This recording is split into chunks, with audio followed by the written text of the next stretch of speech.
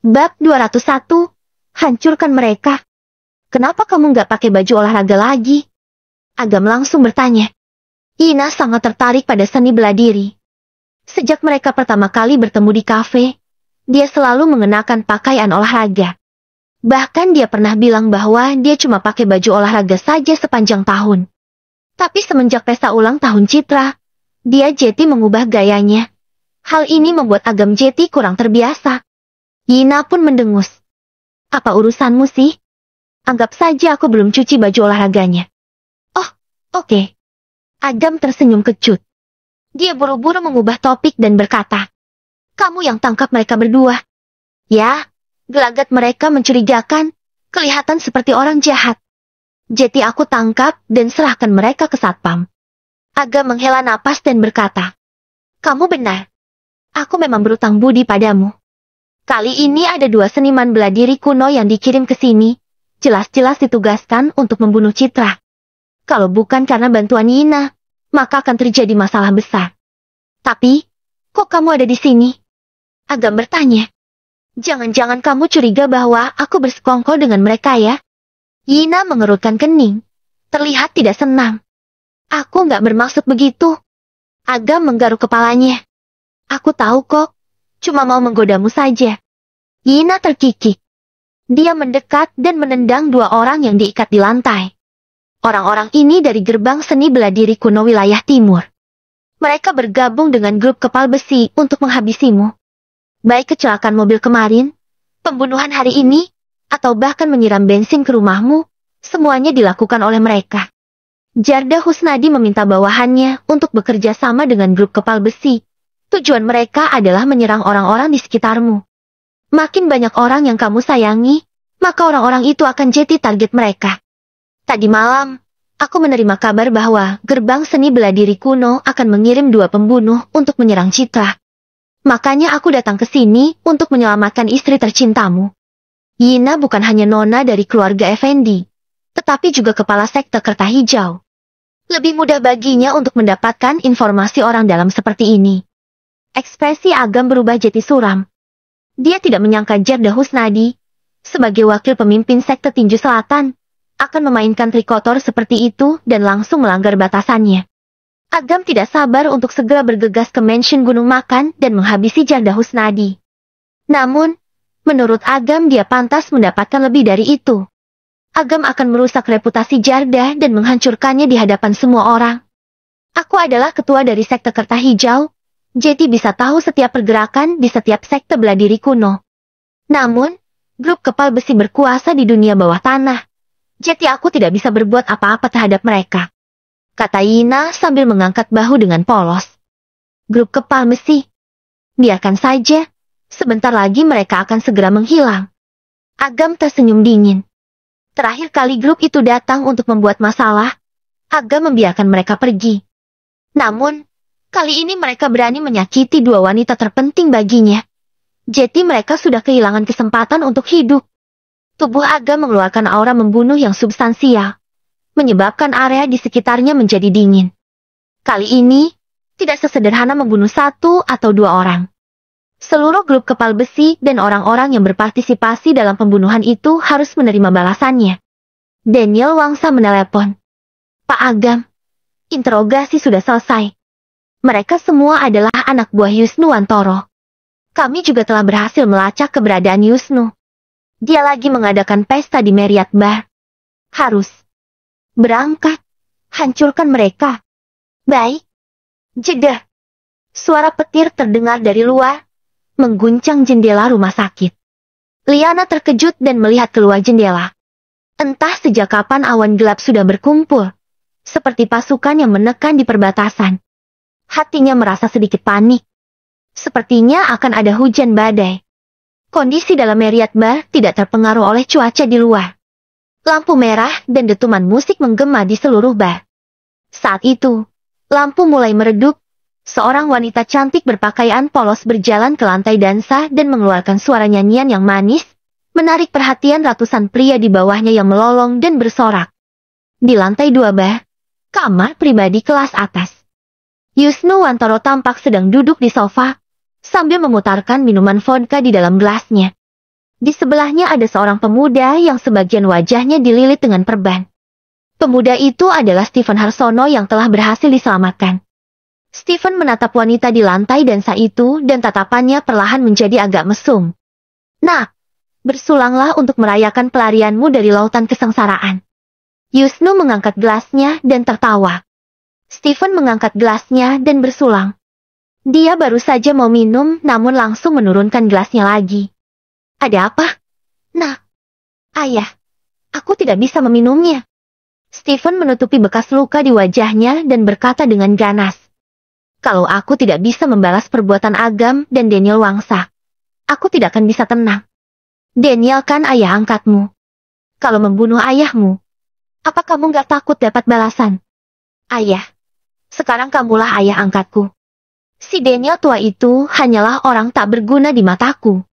Baiklah, kamu sudah menganggapku sebagai ayah. Jadi aku pasti akan bantu kamu membalas perbuatan mereka. Terima kasih, ayah. Tetapi saya ada permintaan yang sulit. Stephen kembali melirik wanita di lantai dansa, dan tatapannya makin cabul. Wanita itu kelihatannya gak asing, dia artis ya? Benar. Wanita ini adalah bintang muda tingkat kedua. Dia sudah pernah berakting dalam beberapa drama. Kepribadiannya di mata publik sangat polos dan suci. Dia pernah dipuji sebagai wanita terindah dalam skala nasional. Aku sudah menghabiskan 1 miliar untuk memanggilnya ke sini. Apa benar-benar polos? Hehe, kalau mau tahu, kenapa nggak dicoba saja? Yusnu menepuk tangan dan bawahannya langsung turun untuk memanggil wanita itu. Ada apa? Pak Yusnu? Anakku baru saja bangkit dari penderitaannya. Ayo lakukan pertunjukan untuk menghibur anakku. Bintang wanita itu menggelengkan kepalanya dan berkata, Maaf Pak Yusnu, aku cuma kesini untuk bernyanyi. Dan Yusnu langsung menulis cek sebesar 4 miliar dan meletakkannya di atas meja. Waduh ayah, jangan khawatir. Aku dan Tony Wirawan adalah teman dekat. Aku akan memujuknya mewakili keluarga Wirawan untuk membantu ayah naik ke atas tahta raja dunia bawah tanah di wilayah timur. Baiklah, nak. Yusnu tertawa. Meskipun dia mendapat dukungan rahasia dari sekte bela diri kuno yang bekerja sama dengannya sekarang, tidak ada yang bisa menjamin bahwa mereka akan membantunya dalam jangka waktu yang lama. Kalau dia mau mendominasi wilayah timur, menghancurkan Daniel Wangsa adalah hal pertama yang harus dilakukan. Tapi yang lebih penting lagi, dia harus bisa mendapatkan dukungan dari beberapa keluarga dan pasukan besar. Keluarga Wirawan adalah salah satunya. Lampu bar berkedip-kedip dan suasana di bar jadi agak hening. Yusnu Wantoro, keluar kau. Pintu keluar ditendang sampai terbuka. Puluhan orang berdatangan dan masuk ke dalam bar. Yang pertama masuk adalah Wahyu Pradana. Artis itu mendongak untuk melihat apa yang sedang terjadi, tapi ditahan oleh Stephen. Itu bukan urusanmu. Lanjutkan saja. Yusnu berdiri dan berkata dengan nada merendahkan. Wahyu Pradana, di mana tuanmu? Enggak berani datang ya. Cuma suruh kamu yang bawa orang ke sini untuk mati. Begitu Yusnu selesai menggertak, ratusan orang di bar langsung berdiri, menatap Wahyu dan kelompoknya dengan tatapan ganas. Bab 202. Dia adalah orangku. Cih, pecundang sepertimu, masih saja berani menyombongkan diri. Kata Wahyu sambil memegang tongkat besi. Lalu Wahyu lanjut marah dengan berkata, dendam terhadap satu orang, jangan melibatkan orang lain. Dasar orang tua tidak tahu malu, berani-beraninya kamu menyerang keluarga Pak Agam. Apa kamu tidak berpikir bahwa jika kamu melakukan hal ini, semua saudara di wilayah timur tidak akan menurutimu? Tidak menurutiku. Yusnu mencibir. Wahyu, dasar bajingan. Berani-beraninya mengajariku. Aku, Yusnu sudah berkuasa selama puluhan tahun dengan mengandalkan kekerasan bukan berdasarkan aturan. Jika aku sudah mendominasi wilayah timur, siapa yang berani tidak mematuhiku? Setelah terdiam beberapa saat, Yusnu menyipitkan matanya dan berkata, Wahyu, kekuatanmu bisa dibilang cukup baik. Sangat disayangkan jika kamu mengikuti Daniel. Bagaimana kalau kamu mengikutiku saja? Baru-baru ini, aku sedang memperluas daerah kekuasaanku sehingga aku sedang kekurangan orang. Jika kamu mau ikut bersamaku, Aku akan menjadikanmu tangan kananku. Bagaimana? Dasar bajingan. Apa kamu layak untuk menjadi atasanku? Umpat Wahyu. Hehe. Sepertinya kamu masih belum mengerti akan kondisimu. Yusnu membuka lengannya dan dengan sombong berkata, aku katakan kepadamu. Sejujurnya aku hari ini sudah tidak seperti aku yang dulu. Aku sekarang memiliki guru besar yogi dan sekte seni bela diri kuno. Dengan adanya bantuan ilahi, hanya masalah waktu untukku mendominasi seluruh wilayah timur. Lihat Daniel. Orang tolol yang tidak punya apa-apa dan dikutuk oleh peramal pisau. Jika aku turun tangan, hidupnya tidak akan lama lagi. Wahyu mencibir. Orang bajingan akan selalu menjadi orang bajingan. Kamu hanya melihat sesuatu dari permukaan saja. Aku katakan kepadamu. Ketua kami sekarang adalah Pak Agam. Kamu hanya mencari mata saja dengan melakukan hal seperti ini. Pak Agam. Pecundang itu bernama Agam. Yusnu tercengang, lalu dia langsung tertawa terbahak-bahak. Orang bodoh itu telah dipukuli oleh guru besar yogi sampai ayah dan ibunya tidak mengenalinya. Bahkan dia tidak dapat melindungi istrinya sendiri. Kamu masih mau berharap bahwa dia akan datang dan menolongmu? Kenapa kalian tidak berlutut saja dan menjadi bawahanku? Yusnu tertawa mengejek dan tidak menganggap Agam sama sekali. Apalagi, sekarang dia memiliki guru besar yogi, sekte seni bela diri kuno, dan ditambah dengan dukungan dari keluarga wirawan. Orang kecil seperti Agam tidak akan menjadi ancaman baginya. Ratusan bawahan Yusnu tampak tertawa sinis. Siapa Pak Agam? Mereka tidak mendengar nama itu sama sekali. Mungkin nama itu cukup terkenal di kota primadona. Tapi jika di seluruh wilayah timur, bahkan orang itu tidak akan memiliki kualifikasi untuk membawakan sepatu untuk bosnya. Wahyu menggeram. Dasar bajingan. Berani-beraninya kamu mengejek Pak Agam. Aku lihat kamu sudah bosan hidup. Setelah mengatakannya, tubuh Wahyu mengeluarkan energi yang cukup kuat. Setelah mendapat arahan dari Agam, Wahyu telah naik ke alam fana tingkat 8. Bagi seniman bela diri kuno, bisa naik 2 tingkat dalam waktu singkat dan bahkan bisa melewati 1 kelas lebih tinggi merupakan suatu keajaiban. Yusnu tampak malu. Aura yang dikeluarkan Wahyu jauh melebihi ekspektasinya. Jika Wahyu tidak punya kartu as ini, dia pasti sudah dikalahkan oleh Yusnu. Yusnu dengan cepat kembali tenang dan mencibir. Kamu yang bernama belakang Pradana. Apa kamu pikir dirimu sudah begitu hebat sehingga kamu bisa melawanku? Aku katakan kepadamu. Jika ini adalah kartu as yang kamu miliki, maka hari ini kamu akan mati di sini. Setelah mengatakannya, tiba-tiba terasa beberapa aura yang lebih kuat dari aura Wahyu dan langsung menekan aura Wahyu. Berani-beraninya alam fana tingkat rendah memamerkan kekuatannya. Pecundang sepertinya, aku bisa membunuhnya dengan 1 tangan saja. Yusnu, orang macam ini, tidak perlu kami bertiga untuk membunuhnya. Terdengar suara candaan dan 3 pria muncul dari kegelapan. Wajah persegi, kulit gelap, perawakan pendek. Ketiga pria itu memiliki perawakan dan badan yang sama persis, bahkan napasnya pun bersamaan. 3 pahlawan keluarga Pramana. Ekspresi Wahyu berubah drastis. 3 pahlawan keluarga Pramana adalah salah satu dari 9 sekte seni bela diri kuno dari wilayah timur dan merupakan kepala sekte Angsa Putih. Ketiga bersaudara itu kembar 3. Mereka memiliki aura yang sama, dan merupakan kepala sekte Angsa Putih. Mereka berada di puncak alam fana tingkat 9 dan juga sudah hampir mencapai alam bumi. Ketiganya bergandengan tangan, bahkan dengan hanya melawan alam bumi tingkat 2. Mereka berdua memiliki kekuatan untuk bertarung. Karena kamu sudah mengenal kami, 3 pahlawan keluarga Pramana. Kami jadi tidak perlu membuang waktu lagi untuk menjelaskan kepadamu. Hal ini juga bagus, sehingga kamu tahu siapa yang membunuhmu. Jangan sampai, ketika kamu bertemu dengan malaikat maut, kamu masih tidak tahu siapa yang membunuhmu. Michael tersenyum dingin, menggetarkan tubuhnya, dan meningkatkan energi dari dalam tubuhnya seperti energi dari gunung yang menekan ke bawah. Wahyu membawa puluhan pria berdarah dingin dan ketika mereka menghadapi aura Michael yang mendominasi, mereka seperti sedang membawa 10 kantong semen di punggungnya. Tubuhnya sedikit membungkuk dan kakinya gemetar tak terkendali. Hanya beberapa saat saja, mereka semua tampak berkeringat, seolah mereka habis mandi air hangat. Tubuh mereka mengeluarkan aura panas dan wajah mereka tampak memerah. Hehe, dasar sekelompok orang lemah. Michael yang sinis melambaikan tangannya. Dalam sekejap, auranya menekan makin kuat. Pria yang dibawa Wahyu menjerit. Bos, kami tidak sanggup. Sebelum mereka selesai berbicara, beberapa orang mulai berlutut. Mereka memiliki wajah yang garang, tapi karena tubuh mereka ditekan, mereka tidak bisa bergerak sama sekali. Melihat Wahyu masih berdiri, Michael tampak sinis dan berkata, masih tidak berlutut? Aku lihat kamu memang sedang cari mati.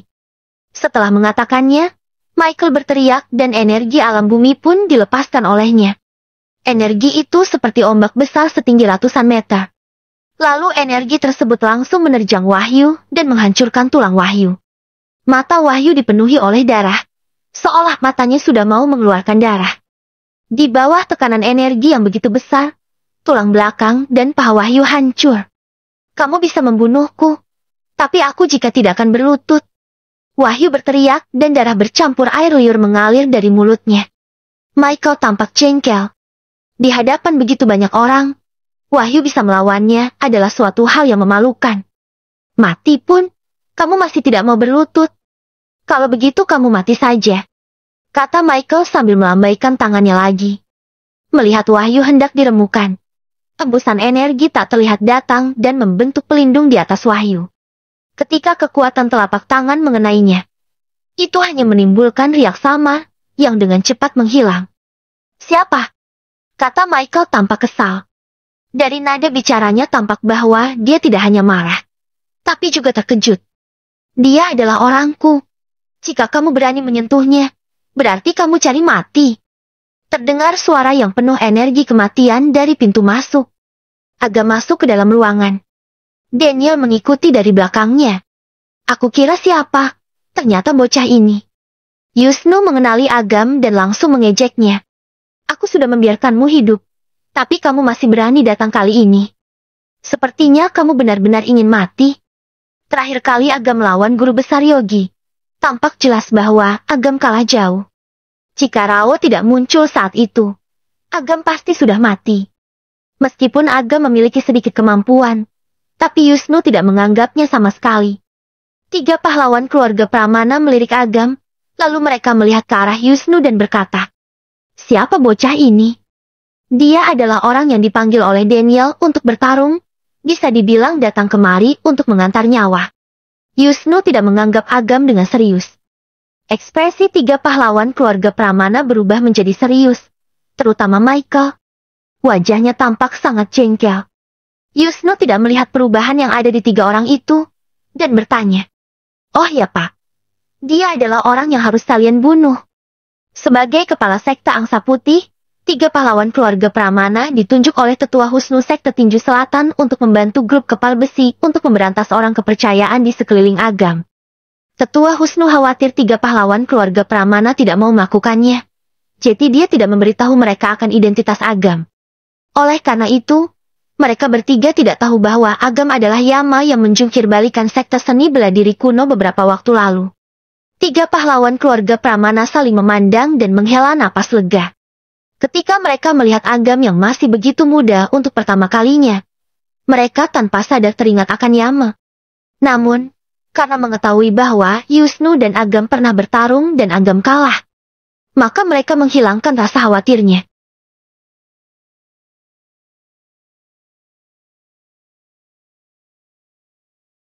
Bab 203, membunuhmu terlalu mudah untukmu. Jelas Agam hanyalah orang yang beruntung.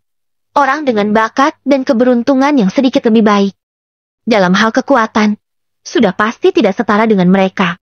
Anak muda, kami bertiga belum mencarimu untuk membalas dendam. Tapi kamu sudah inisiatif sendiri kemari. Jadi, kamu bisa tinggal di sini. Kata Michael tersenyum dingin. Mendengar perkataan mereka, Agam merasa terhina.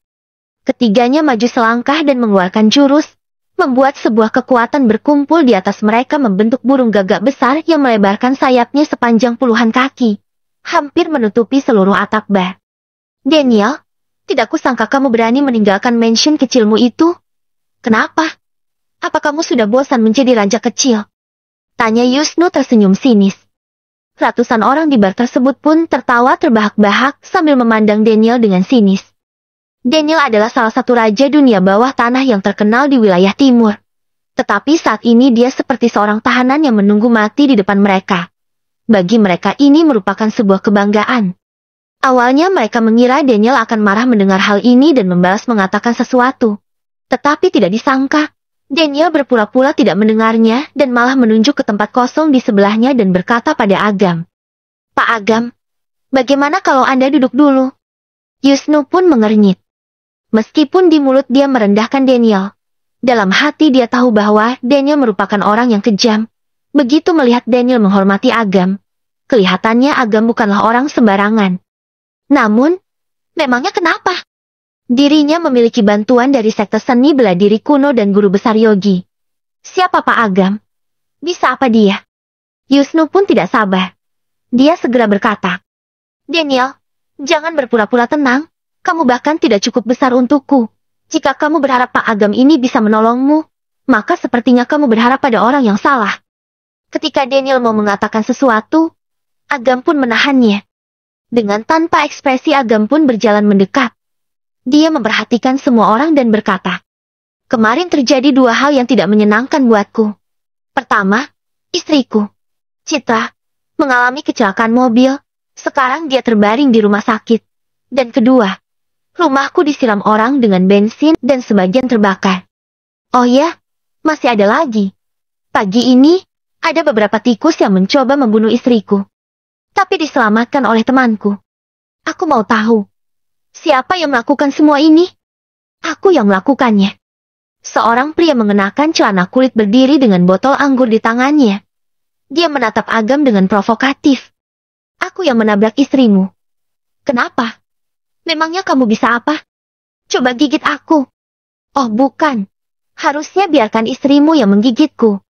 Pria bercelana kulit itu hanyalah ketua gangster. Bahkan dia tidak berada di deretan petinggi grup kepal besi. Kalau dulu, dia pasti tidak akan berani muncul.